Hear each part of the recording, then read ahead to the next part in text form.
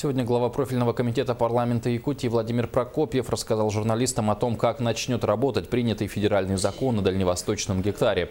Напомним, закон призван привлечь на Дальний Восток граждан со всей страны. Работа над проектом закона активно велась на протяжении почти всего 2015 года. Ко второму чтению в проект закона внесли 98 поправок. Большую часть из них инициировали представители Якутии.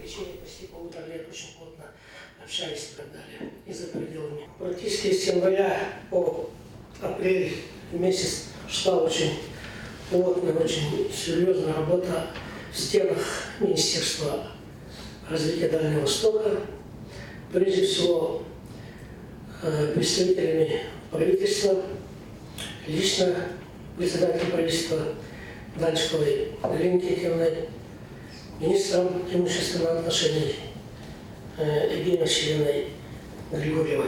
Вот эта работа не прекращалась в течение последних 3 месяцев.